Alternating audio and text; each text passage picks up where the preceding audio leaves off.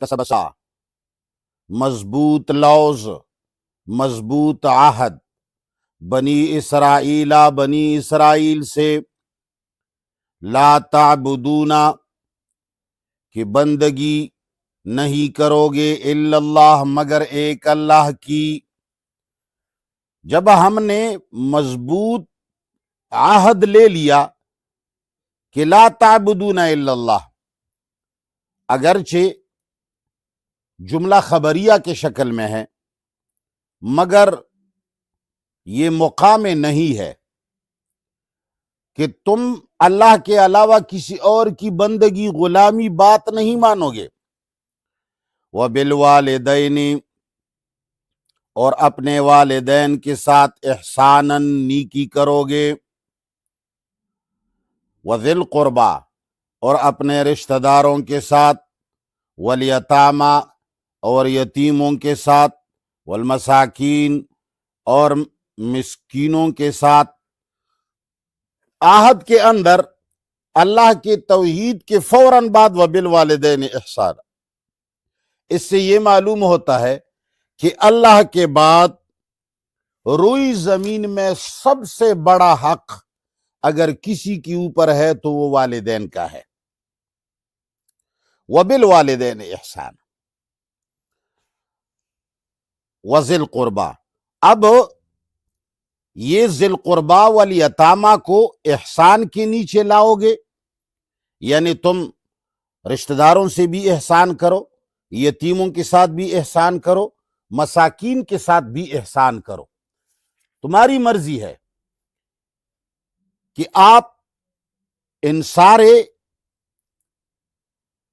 क़ुरबा, यतामा, मसाकीन के अफराद को भी एहसान के नीचे लाओ और ये माना ले लो कि वालिदैन और रिश्तेदार और यतीम और मसाकीन के साथ एहसान करो, या इसके लिए एक और फेल निकालो जिस तरह के कुरान करीम ने सूरत बनी इसराइल के अंदर फरमाया है, वक़ज़ा रब्बुका अल्ला ताबुदू इल्ला इय्याह व बिल वालिदैन इहसाना।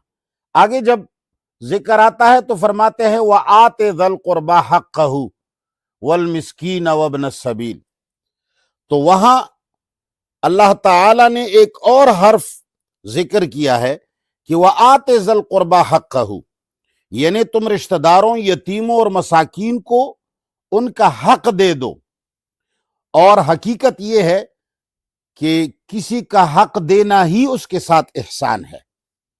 वालिदैन के साथ एहसान का जिक्र भी इसलिए फरमाया कि वालिदैन के भी हमारे ऊपर हक है, और एहसान का ये माना नहीं है कि कोई मुफ्त अच्छाई कमाना एहसान हो, जिस तरह की आजकल के मुरव्वजा मौलवियों और मुसलमानों ने एहसान का माना ये लिखा है कि किसी के साथ अपनी तरफ से अच्छाई करना।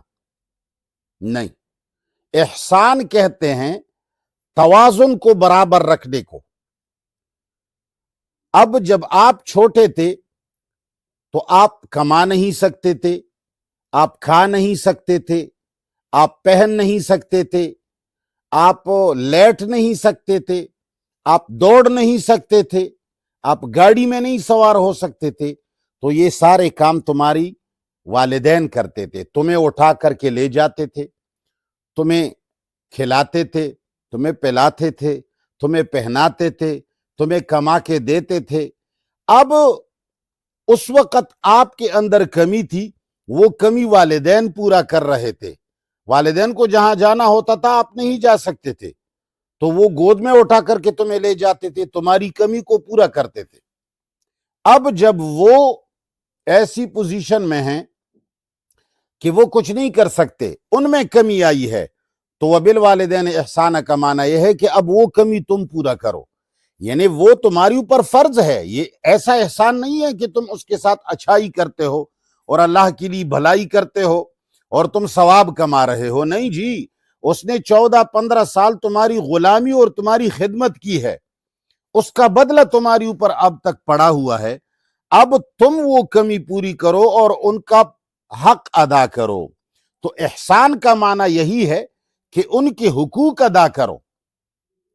لہٰذا اللہ فرماتے ہیں وَإِذْ أَخَذْنَا، اور جب ہم نے لیا میثاق اللوز عہد بنی اسرائیل سے، لا تعبدون، کہ تم بندگی نہیں کرو گے، غلامی نہیں کرو